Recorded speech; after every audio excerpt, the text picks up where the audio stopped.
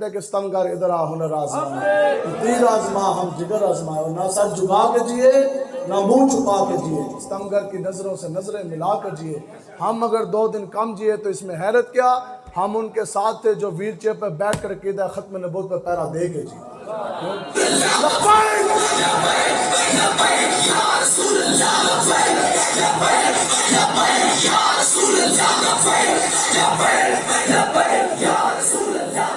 اس واسطے گھٹ گھٹ کے نہیں جینا، بالکل محمد عربی کے شعروں کی طرح سینہ تان کے جینا۔ صدر دا تے وزیر اعظم دا کوئی پٹھو ہے، کسی دا رشتہ دار دا پوترا برادری والا کوئی جرنیل بن جائے، وہ اس طرح کر کے چلتا ہے تے اسی بھی تے کسی تے ہاں نا جی، اسی کوئی لکے لکیڑ تے کتے ہے کوئی نہیں۔ حضرت فرماتا سر اسی مالکاں لیا کہ مالک ساڑی نہ کنڈ لگن دیندے نے اور نہ ہی بھی آسا چھوڑتے، اور لوگوں کا فخر عمران خان کی غلامی پر، اور کسی کو ناز نواز کی غلامی پر، اور کوئی منگتا بھٹو کا بیٹھا، ہم منگتے رسول اللہ کے بیٹھے، ہمیں فخر آقا و مولا کی غلامی پر، ہمیں ناز آقا و مولا کی غلامی پر، اور انشاءاللہ حشر کو ہوگا یہ معلوم کہ جیتا کون اور ہارا کون۔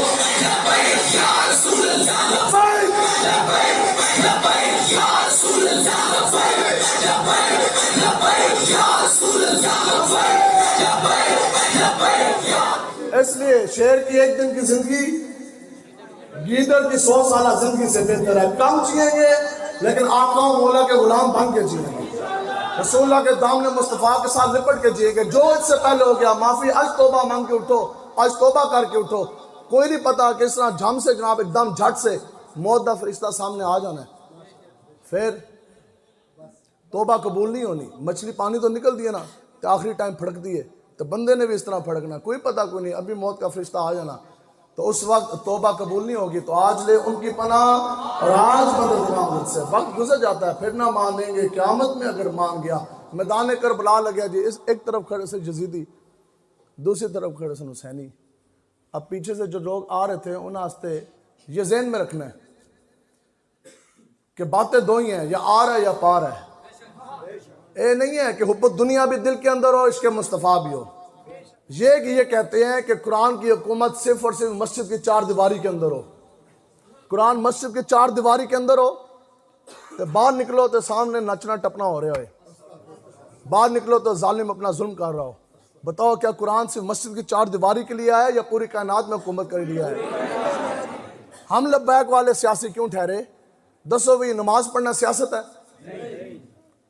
تو قرآن پڑھنا سیاست، احادیث پڑھنا سیاست، قرآن و حدیث کی بات کرنا سیاست، قرآن کے قانون کا اطلاق کرنے کی بات کرنا سیاست، نظام مصطفیٰ کا نفاذ کے لیے محنت کرنا، کیا یہ سیاست؟ ہاں اگر یہ سیاست ہے تو پھر ہم سے بڑا سیاسی کوئی نہیں ہے۔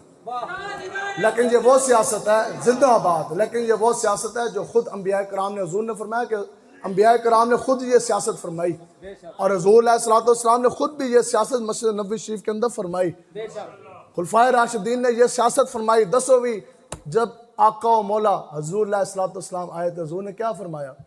حضور نے نظام مصطفیٰ کا نفاذ فرمایا کہ نہ فرمایا؟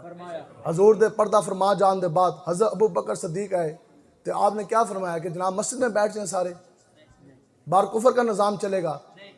آپ نے فرمایا کہ حضور کے زمانے میں لوگوں نے یہ کہا جی حضور اب چلے گئے ہیں تو آج کے بعد ہم زکوٰۃ نہیں دیں گے۔ سنو جی، جلال صدیق اکبر، حضرت صدیق اکبر کا جمال بھی کمال ہے، لیکن آپ کا جلال بھی ایسا تھا کہ دنیا میں کوئی آپ کے جلال کی تاب نہیں لا سکتا تھا۔ صدیق اکبر کا جلال ایسا تھا کہ حضرت عمر فاروق بھی کانپتے تھے سامنے کھڑے ہو کے۔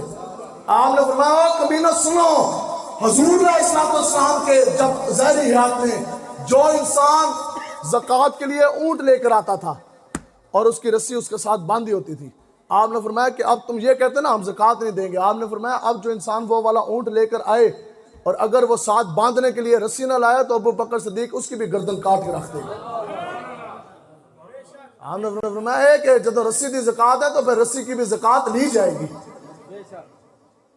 حضرت عمر فاروق آئے تو آپ نے کیا فرمایا؟ نہیں جی بس اللہ اللہ کریے جی، مسجد کے اندر بیٹھ جاؤ، بس صحیح ہے، مسجد کے اندر آ جاؤ، باہر کفر کا نظام چلے گا، ظالم ظلم کرے گا۔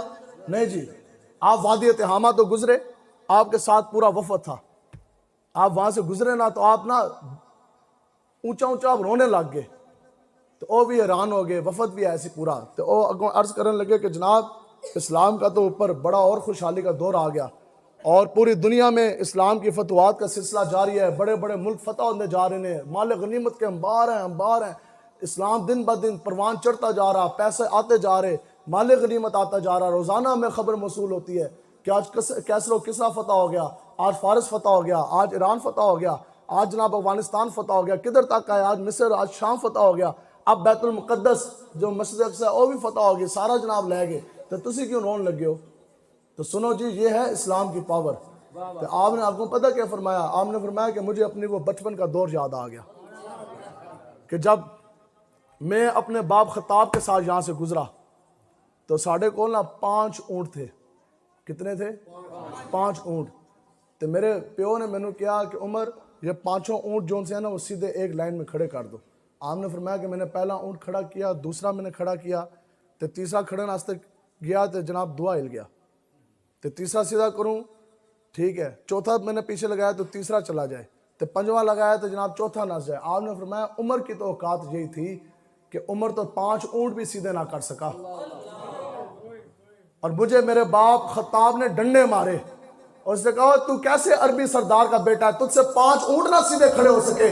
آپ نے فرمایا کہ عمر کی اوقات یہی ہے، یہ تو آقا و مولا کا نالین اور غلامی کا صدقہ ہے کہ آج 36 لاکھ مربع میل پر اسلام کی حکمرانی ہے، عمر حق میں زمانہ ہے، اور جرأت نہیں کہ کوئی انسان رات کی تاریکی میں بھی کسی کے ساتھ ظلم کر دے۔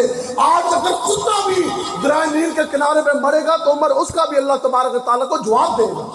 یہ ہے جی نظام مصطفیٰ، یہ ہے آقا و مولا کی غلامی۔ تو نظام مصطفیٰ کے نفاذ کے لیے آپ محنت کریں، آپ محنت کریں گے نا جی انشاءاللہ۔ ہم یہ کہتے ہیں کہ تھانے کے اندر بتاؤ جی امام حسین کیوں گئے؟ پھر امام حسین کیوں میدان کربلا میں گئے؟ صرف اس لیے کہ نظام مصطفیٰ کے نفاذ کے لیے اور کفر کا نظام گرانے کے لیے۔ تو اس کے لیے آپ نے جان بھی دی، اور آپ نے تاریخی جملہ فرمایا ہمارے لیے۔ آپ نے اپنی بات نہیں کی، آپ نے حسینیوں کی بات کی۔ آپ نے فرمایا کہ یزید کمینے سن، میں حسین اپنی گردن کٹوا سکتا ہوں، اپنے بچے بھی کٹوا سکتا ہوں، لیکن قیامت تک مجھ جیسے حسینی تیرے جیسے یزیدیوں کے ہاتھ میں بیعت کبھی نہیں کریں گے۔ آن دا صلی 80 تو بتاؤ یہ کربلا کے بعد کیا حسینیت ختم ہو گئی یا عثمانیت وہاں سے شروع ہوئی؟ تو یزیدیت ختم ہو گئی یا یزیدیت بھی شروع ہوئی؟ تو یاد رکھنا ہے کہ قیامت تک حق اور باطل کے مارکے چلتے رہیں گے، حق اور باطل کا مارکہ قیامت تک چلتا رہے گا، اور حضور کے غلام اور حسین کے خادم بھی قیامت تک میں پیدا کرتی رہیں گی۔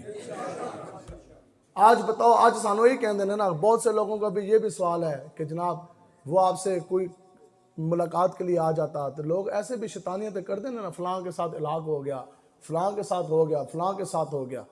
نہیں، بس انہیں جانا، یہی ہمارا منشور، ہاں انہیں جانا۔ حضور کا اگر کوئی غلام ہے تو اگر وہ ریڑھی بھی لگاتا ہے تو وہ ہمارا سر کا تاج، ہمارا وہ امام ہے۔ تو جی اگر وہ حضور کا غلام نہیں ہے تو پھر وہ صدر بھی ہے، وزیر اعظم بھی ہے، حاکم زمانہ بھی ہے، اور وہ اگر جناب لاکھوں سامنے اداروں کے وہ جناب پولیس والے نفریاں بھی لے جانا تو پھر بھی ہم کہتے ہیں کہ ستمگر ادھر آ ہنر آزما، تیر آزما ہم جگر آزمائے، اور نہ سر جھکا کے جیے نہ منہ چھپا کے جیے، ستمگر کی نظروں سے نظریں ملا کر جیے۔ ہم اگر 2 دن کم جیے تو اس میں حیرت کیا، ہم ان کے ساتھ تھے جو ویل چیئر پہ بیٹھ کر عقیدہ ختم نبوت پہ پیرا دے کے جیے۔